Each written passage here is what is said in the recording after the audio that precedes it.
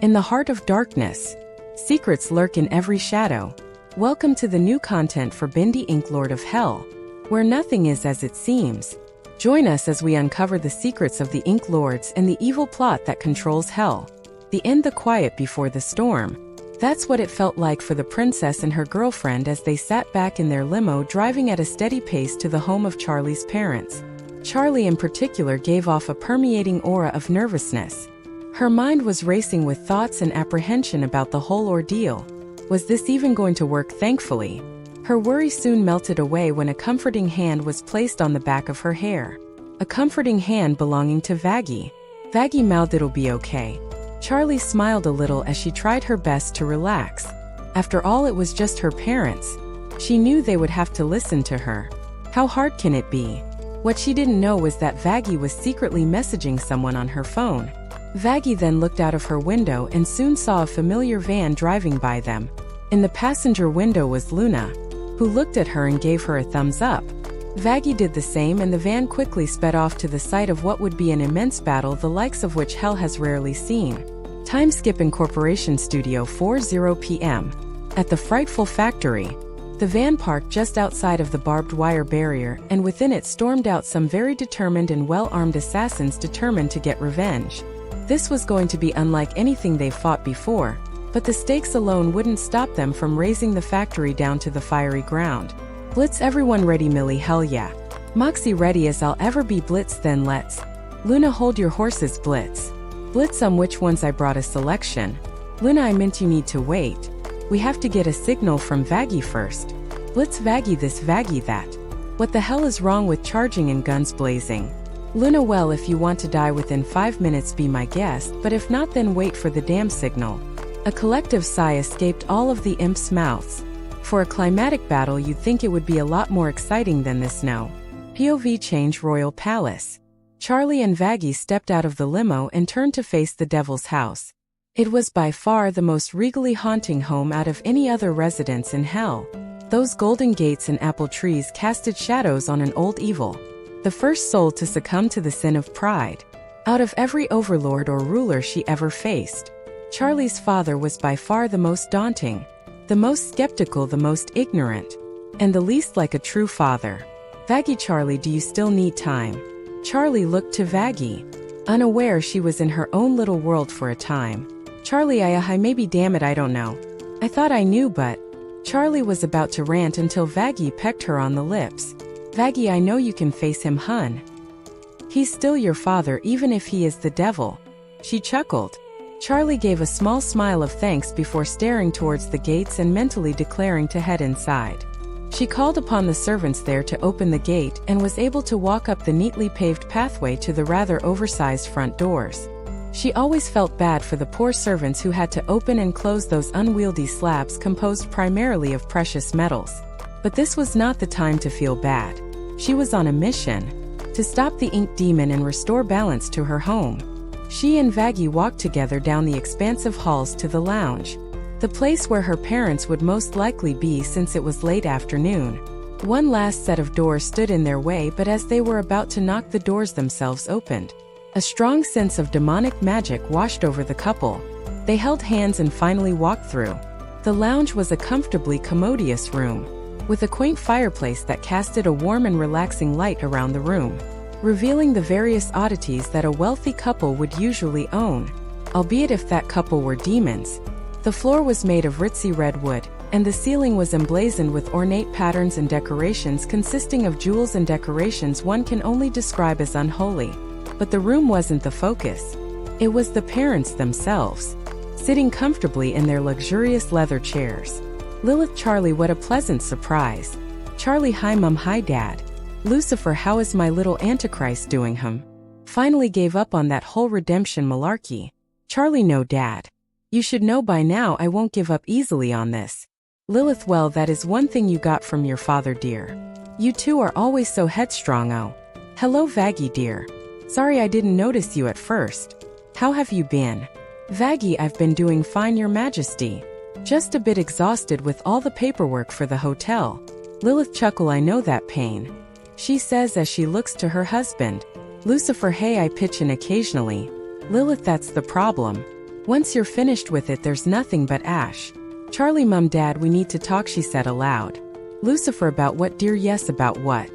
Charlie froze on the spot as soon as she heard that malicious voice echo from the foreboding darkness of the corner to her right. Vaggie quickly adopted a worried expression and stood in front of Charlie with a hidden holy spear behind her back. If it wasn't for the ragged breaths that pierced through the quiet air, she would have sworn that corner of the room was non-existent. Soon enough the footsteps were heard, the squelchy, dicky, slimy footsteps that carried the embodiment of death and decay. An abhorrent aberration coated in insidious ink, who drew the attention of every demon since his arrival in hell. The frightful face, complete with a stomach-churning smile, was slowly revealed in the ominous glow of the fire. The worst possible thing had just happened. Bendy had found her. POV change in Corporation Studio. The assassin stood near the van, waiting for the signal. As they came up with small ways to entertain themselves, such as playing with a deck of cards, texting, and Blitz's own invention, mocks on Cox. What they were unaware of, though, was the fact that they were being spied on from within the factory. Sammy looked at the team through a pair of binoculars and grinned menacingly. Sammy, it's almost time. Alastair, I sincerely hope you will make this a thrilling battle. After all, I went through the trouble of warning Bendy of the oncoming danger. The least you could do is provide worthy entertainment. Sammy, and the Lord is grateful for your tip, Alastair. But for now, get ready, we're going to war. Alastair hummed in thought as he slinked away from Sammy without him even knowing. With a flick of his wrist, he disappeared with a red hue trailing behind. POV change Royal Palace. Charlie, Bendy, what are you doing here? She asked nervously. Bendy, well, I originally intended for this to be a small visit, but your parents and I just got so caught up in our conversation we lost track of the time. Lilith, we also couldn't resist his tea. Charlie, don't mean to offend you, but from what I've seen, you never pay visits unless it's something important. Bendy, can't a demon try new things whenever they feel like it? Vaggie, you're the one who doesn't believe in redemption. Bendy, you got me there. Everyone looked to Bendy expecting some answers. Bendy, fine. If you all must know, the topic actually has something to do with young Charlotte here. I just had to come here and see if what I heard was true. Vaggie, what are you talking about? Vaggie demanded. Bendy, what's that you're holding, Charlotte? He asked, drawing attention to the page in Charlie's hands and ignoring Vaggie. Charlie, oh, that's Vaggie, that's none of your business, asked Peta. Asshole. Bendy, silencio, ni o los adultos estén hablando. Hush, child, the adults are talking. Charlie, it's nothing really important. It's paperwork, just like Vaggie said. Bendy, paperwork from the Cretaceous era, Charlie. Yes. Bendy wasn't convinced, so without warning he shot his hand out and snatched the paper from Charlie. Earning fearful, angry, and confused expressions from the group, Bendy unfolded the paper to look at its contents. What he saw made him chuckle and growl at the same time. Bendy, I knew it. Lucifer, what's the matter, Bendy? Bendy handed over the paper to Lucifer and Lilith, and they quickly looked concerned after reading it. Lilith, Charlie, how did you get this? Charlie, it's not what you do think. Bendy, the cat's out of the bag, Charlotte. You were planning to banish me to the void, weren't you? Bendy's demonic ego grew rapidly with each breath he took, worrying Charlie and putting Vaggie on higher guard with her holy spear. Vaggie, hold on. How did you know it was the void all along? Bendy, a little redbird told me. But that's not important. What is important is deciding a suitable punishment for little Charlotte. POV change in Corporation Studio. Blitz, can we attack now? Luna, for the last time, no, now shut the fuck up. Moxie, do you guys see that? Luna, your ugly face, yeah, all the time. Moxie, know that. Moxie pointed to a selection of ink puddles on the ground ahead of them, which inexplicably started to bubble and wriggle with fury. Soon black hands shot up from the puddles, clawing at the dead ground in front of them. The harrowed husks of former demons emerged from the ink with various tools and weapons at their disposal. Some were even riding the huge helter-skelter ride Bertram Piedmont, who was on a pair of tank treads rolling into battle with a wide assortment of armaments and artillery attached. The vast scope of this undead army was more than the assassins could have ever hoped to comprehend. But before they could bitch and moan about how unfair it was, an angelic voice rang over the outside speakers. Alice, welcome to our humble abode. I do hope our reception is warm enough for you. Luna, oh, it will be when we burn this whole studio to the ground, bitch. Alice, cocky as usual. But your arrogance won't get you anywhere. Just to the floor coughing on your own blood. She chuckled. Blitz first. That's really fucking hypocritical of you. Second. I'm gonna bitch slap you so hard for that comment I'll be leaving a smoking trail off the imprint. Alice, pathetic imp. You'll have to get past my entire army if you want to even dream of touching me. Blitz, is that a challenge? Because I love a good challenge with an abusive reward at the end. Moxie whispers to Millie, should I be concerned about that? Alice, you truly are the lowest of the low, aren't you? Blitz, don't get bitter, bitch, get better. Sammy, enough. Sammy Lawrence revealed himself amongst the moldering horde and stepped above to gain a better advantage point and to speak with the assassins himself. Sammy, I speak for the Dark Lord himself, and he has offered you a choice. Leave now and there will be no bloodshed. Fight and you will suffer the dire consequences. Millie, a little threat isn't gonna change our minds, cocksucker. We want revenge and we're gonna get it. Sammy, alright. I look forward to spilling your innards. Attack. On that command the Ink army slugged forwards. Armed to the teeth and screaming with undying hatred. Multiple cannonballs were fired far ahead to obliterate the assassins. The three imps and Hound ducked behind the van and readied themselves with guns galore. Moxie in particular opted for a machine gun, and quickly proceeded to mow down the opposition. Millie joined in the carnage soon after with dual axes, while Blitz had a holy flamethrower to torch the inky zombies. Luna on the other hand went old school, channeling her primal nature to claw, bite and crush her opponents. The war had begun. POV change. Royal Palace. Vaggie, you stay the fuck away from her, you monster. Bendy, that's just typical of you, isn't it, Vagatha? Always protecting your girlfriend like she's a helpless child. Have you ever thought that one day she may get sick of your antics? She's a grown woman, for hell's sake. Just let her feel some pain every once in a while. Or are you too scared to be left alone? Charlie, Vaggie, he's trying to get in your head, don't listen to him. Bendy, me trying to get in her head, ain't you? That's awfully hypocritical of you, isn't it, Charlotte? I mean, you constantly spread word of heaven and implant ideas of redemption into those tortured souls out there, making them chase something that they'll never reach. I call that getting into someone's head. Charlie, that's not true, Bendy, and you know what? I think I'm starting to understand now why you have that hotel. Why you constantly try to see the good in people. Why you're so obsessed with heaven. I think I know why you are so. Should I tell them your little secret? He gestured to her parents. Lilith, this has gone on long enough. I should incinerate you right now for speaking to my daughter this way. Bendy, I'm only telling her the truth, your majesty. The harsh truth, but the truth nonetheless. Meanwhile, you willingly allow such idiotic thoughts to run wild in her head like a swarm of flies. Lilith, keep going and it will end in your demise. Bendy, your highness. Your opinion would be greatly appreciated right now. Bendy asked Lucifer. Lucifer in question just sat in his chair, almost motionless if it wasn't for his chest moving up and down as a clear indication of his breathing. Eventually he spoke after an abnormally long and quiet period of time. Lucifer, Charlie looked up to her father. Lucifer, why do you try to redeem the damned? Charlie was surprised. She was never asked this question by her father. It was always a series of huffs of annoyance and complete dismissal of her ideas in the best of days. But now that he has asked her the question, she's finding it harder and harder to answer. The eyes of hell's greatest rulers bore into her skull, siphoning her confidence away until Vaggie laid a hand on her shoulder. Charlie looked to her side to see Vaggie with a reassuring smile. She always knew how to give Charlie some of her strength in desperate times.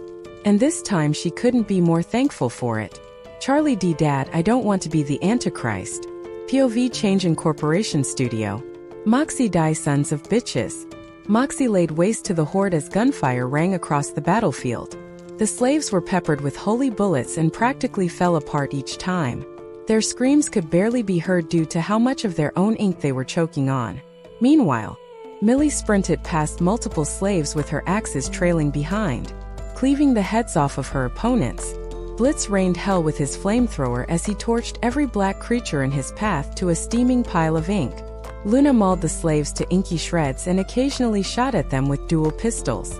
Alice looked on from afar at the ongoing war and scoffed. Alice, typical.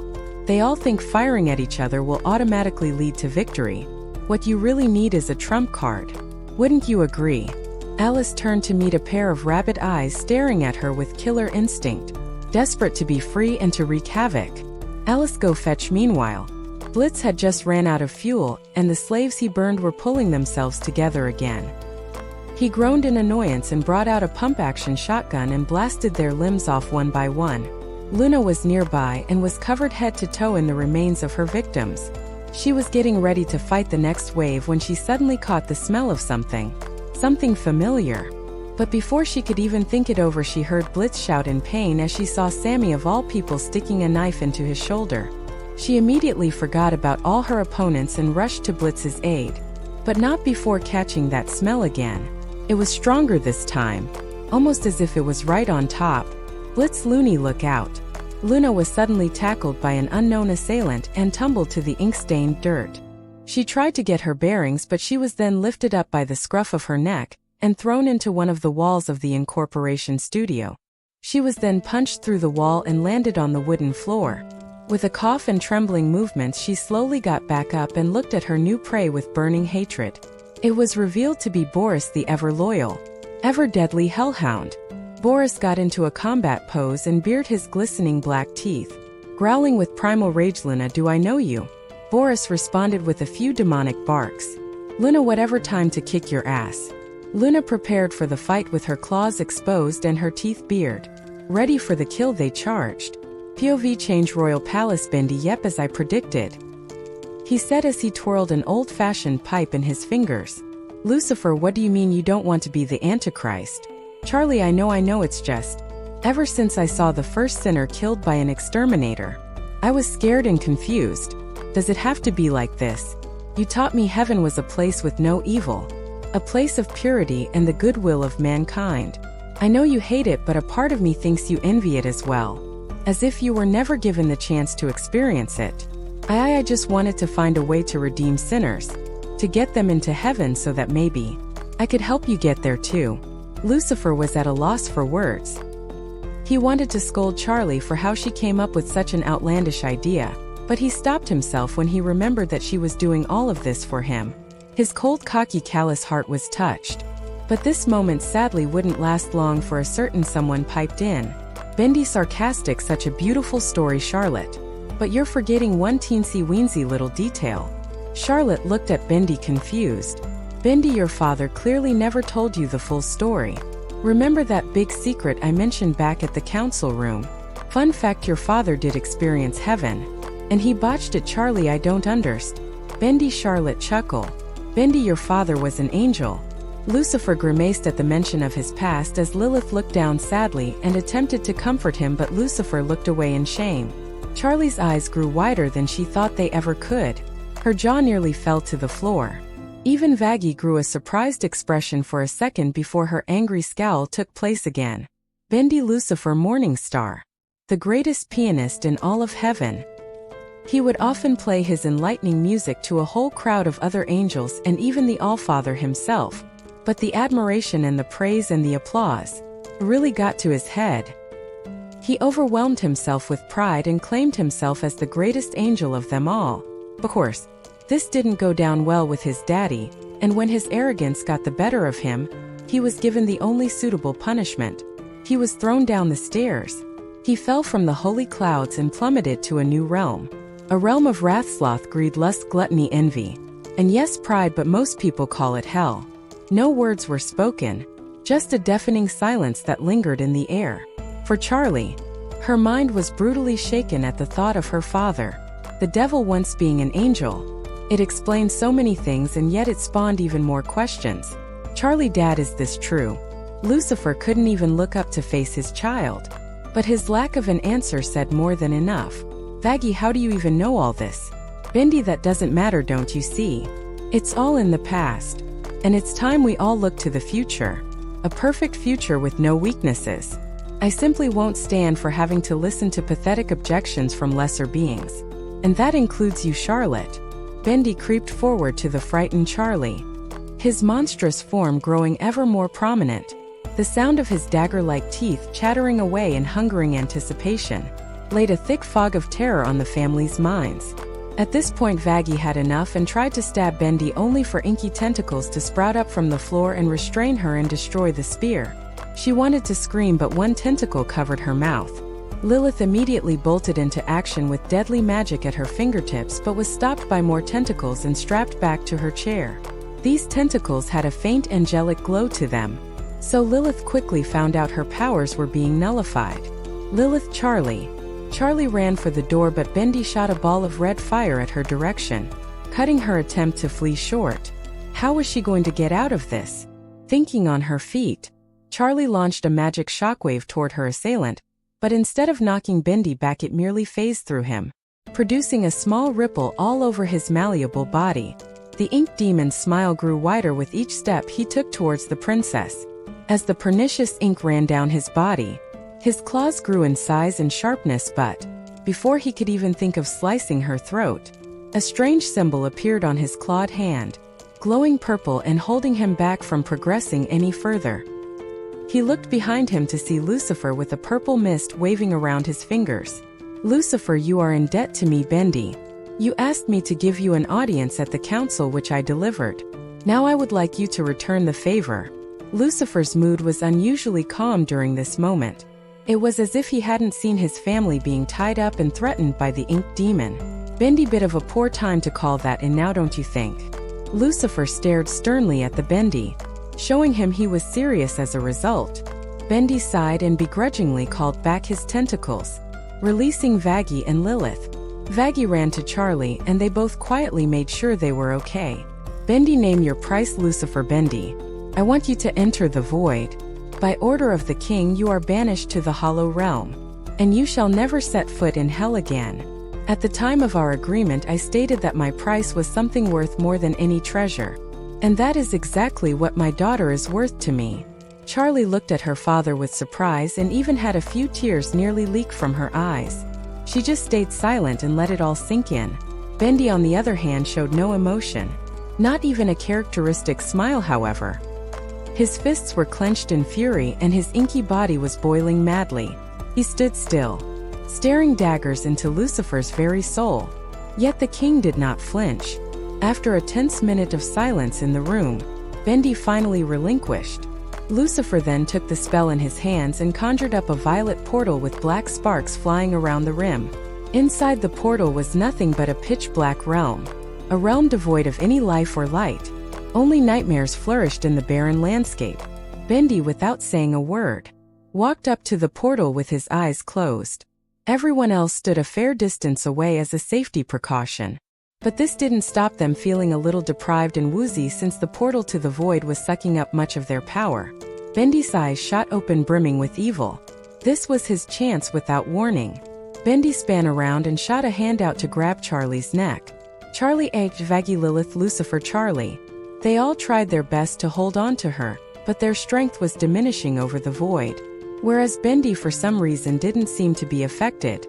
After an intense struggle, Bendy shot a wave of ink below him, tripping the family and allowing him to drag Charlie through the portal and into the void. Vaggie, Charlie, Vaggie, Lilith knew. Lucifer ran up to the portal and kept it open, but he was quickly forced to his knees by the power of the void. "Vaggie, I have to go in there." "Lucifer, no. If you go in now, you will both be trapped." "Vaggie, what do you mean?" Lucifer, out of breath. "The void acts like a prison. If one person goes through the portal, then the void will close the portal by itself. However, the more that go in, the stronger the void's grip on the portal becomes. Even I can't hold it open for long." "Vaggie, so let it. I'll go in and save her, then you can bring us out with another one." "Lucifer, you don't understand. It's draining all of my power to conjure the spell. It took me years to recover from the last time I used it. If I let this portal close, Charlie will die." POV change in Corporation Studio. Luna backhanded Boris with a random pipe, only for Boris to swing around and kick her to the floor. She rolled out of the way when Boris pounced on the floorboards with his claws extended. She got up and grabbed the back of Boris's head and slammed it into the floor multiple times before throwing him forward into a desk. She then charged at him with the pipe and swung down, only for Boris to turn around and grab the pipe with his teeth, giving him the opportunity to slash Luna's stomach and kick her way.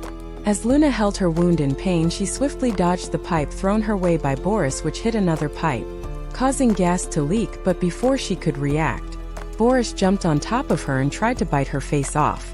She was managing to hold his claws away, but his jaws were inching ever closer. Meanwhile, Blitz was fighting off Sammy with the knife he stole from him after the assault.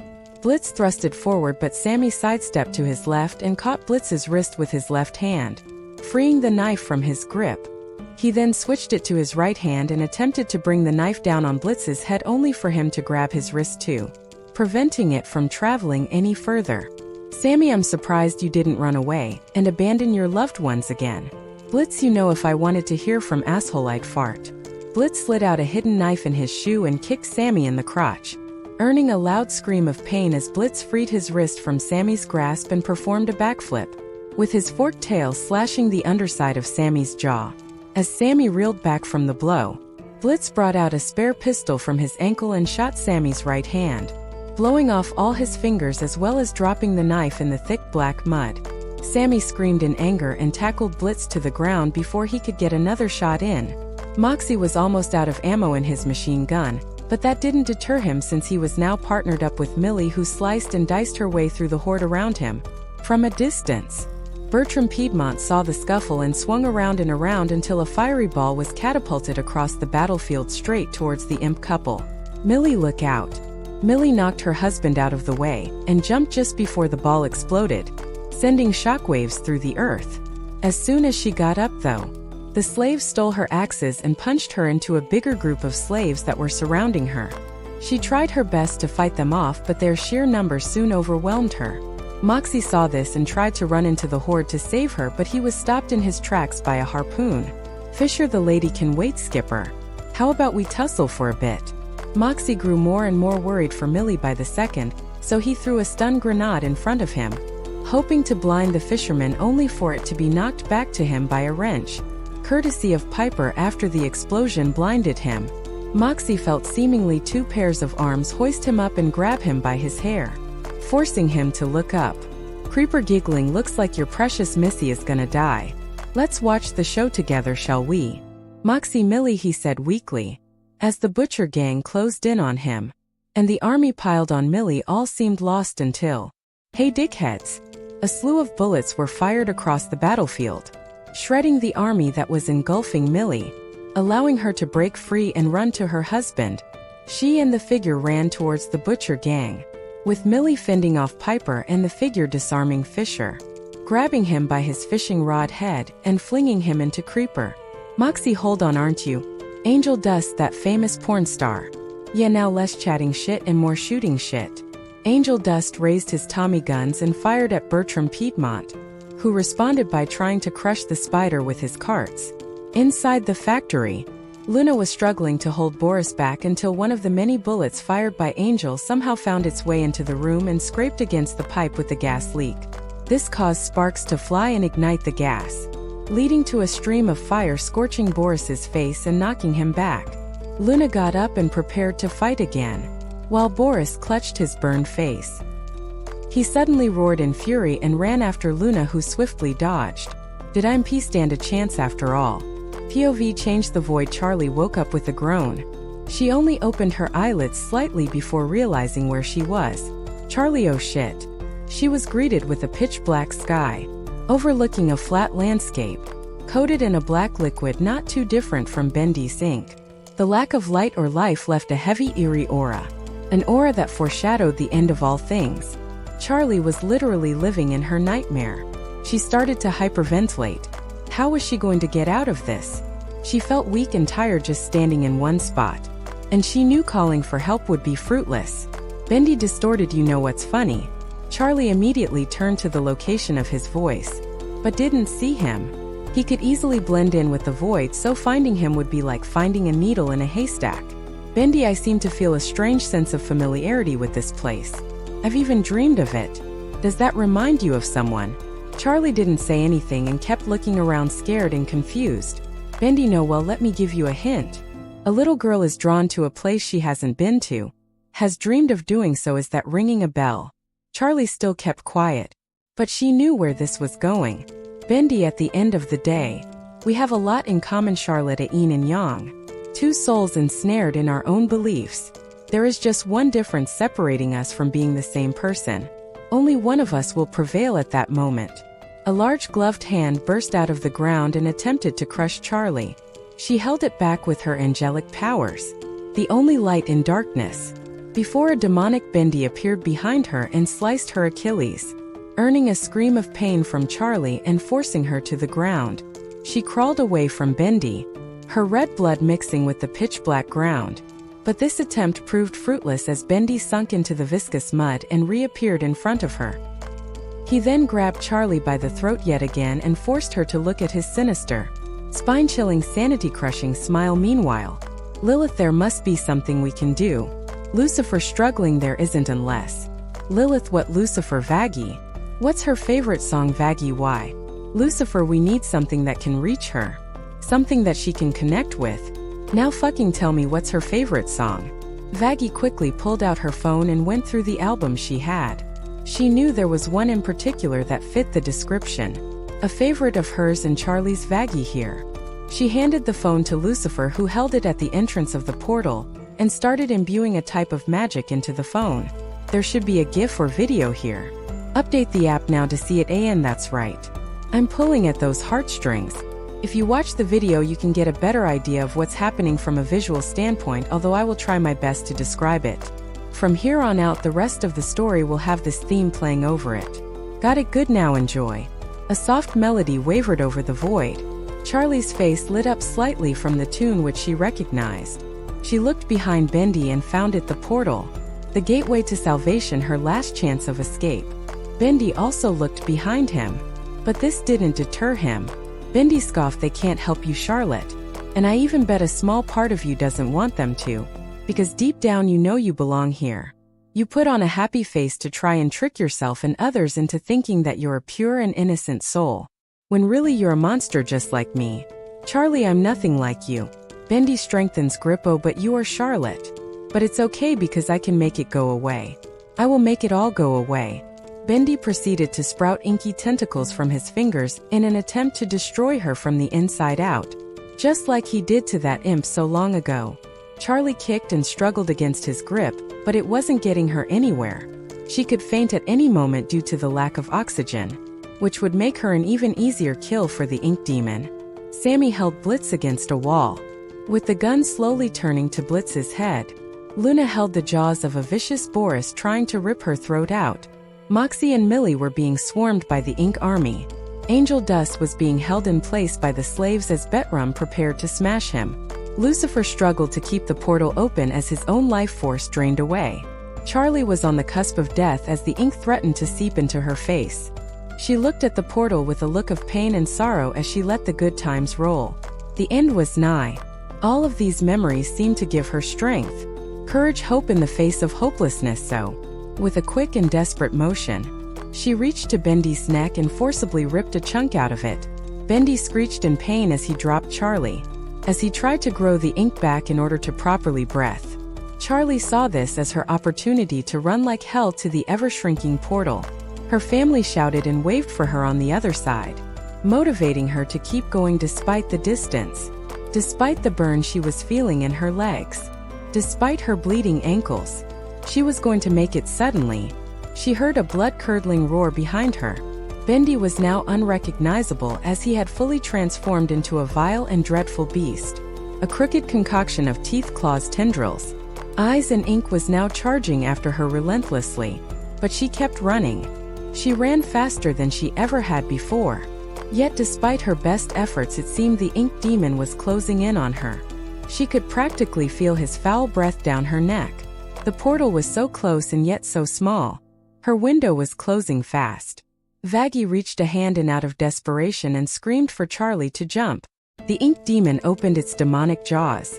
Roaring furiously, its razor-sharp teeth were bared, ready for the kill. Charlie leaped through the portal, collapsing on top of Vaggie at the same moment. Lucifer let the portal shut, with Bendy on the other side. A single drop of ink fell to the floor. Bertram Piedmont sparked erratically until all of his limbs popped out of their sockets and his face went stiff and lifeless. The Butcher gang clutched at their hearts and collapsed to the floor. shaking like mad muppets until finally laying still. Sammy coughed violently, allowing Blitz to push back and shoot him relentlessly, leaving a corpse peppered with holes. Boris froze still as he was about to collide with Luna, earning a confused expression from her until he eventually fell to the floor. Alice screamed in her quarters as she threw objects left and right until collapsing, her vision slowly fading along with her life. The factory itself breathed its last breath until the gears stopped turning. The ink stopped running and all was quiet. All of the slaves went still. The assassins and porn star looked around, extremely confused until they noticed the exterior of a few slaves was hardening. The ink ran dry around their bodies and started to crack and crumble, leaving normal demons standing, albeit shivering when coming into contact with the comparatively cold hellish air. The change went viral as one after one the toxic liquid dried up on their skin and crumbled to dust. Imps, sinners and hellhounds alike stood up and scanned their surroundings, feeling joy and freedom for the first time. Blitzu, did we win? POV change. Royal Palace. Vaggie and Charlie embraced each other tightly, crying into their own shoulders out of happiness and fear for the other. Lilith quickly joined in and hugged the two with unbearable strength. Vaggie, lo siento mucho, Charlie. I'm so sorry, Charlie. Charlie, it's okay. Lucifer stood by the sidelines. He was beyond happy to see his little girl safe, and yet he didn't feel like he even earned to hug his daughter. There was so much that he had to explain. But right now it didn't matter. Charlie, do you hear that? Charlie raised the question since she could hear an uproar of cheers not far away. She reluctantly broke from the hug and looked to the window and saw a truly beautiful sight. Charlie, Vaggie, come with me. Vaggie was confused but didn't question it, and held on to Charlie as she teleported them to the field of the incorporation studio. Once there, they saw all of the slaves turning back to their demon selves and leaving the factory. Charlie ran into the crowd with Vaggie trailing behind in order to check for any injuries, and to help the weaker victims leave. Luna, hey.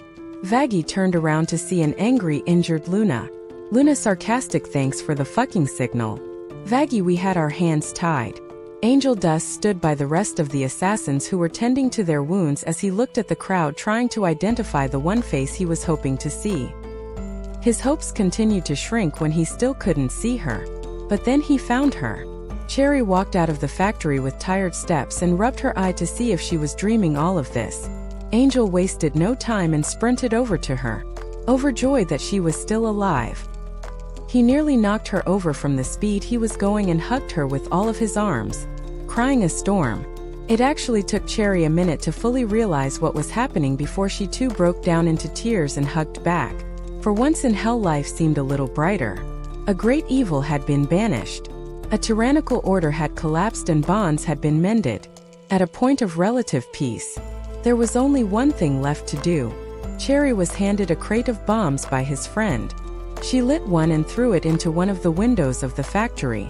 The resulting explosion set a small fire blazing and destroyed one of the many rooms there. Gradually, more and more people joined in the destructive parade and threw rocks, bottles, Molotov cocktails and grenades at the factory. Cheers and whistles sounded through the air as hundreds of demons took turns in destroying the Ink Demon's castle. After half an hour of fires and extreme vandalism, the unbelievable happened. The once mighty mansion of Malice crumbled beneath the roaring flames and fell to the ground. Whatever remains of the studio were soon fed to the ever-growing bonfire. The demon audience applauded and danced to their newfound freedom. The IMP crew stayed around and recorded the whole event to share with the rest of Hell. Angel and Cherry busted the moves in front of the fire, and Charlie and Vaggie helped the weak and the lost to their homes. For Charlie, seeing friends and families reunite after years of torture was a blessed sight to behold. Enough to bring tears to her eyes. Vaggie, you okay, hun? Charlie couldn't be better. The two looked at the fire one last time before departing. Over the span of the night, everyone left, satisfied with their handiwork. The size of the fire diminished slowly over the many hours until only a mountain of charcoal and ash remained, with tiny embers floating away into the night sky. The only reminder of the time when the Ink Demon ruled. All was quiet, all was tranquil, all was peaceful. Bendy was no more. A dark hand burst out of the debris. The end.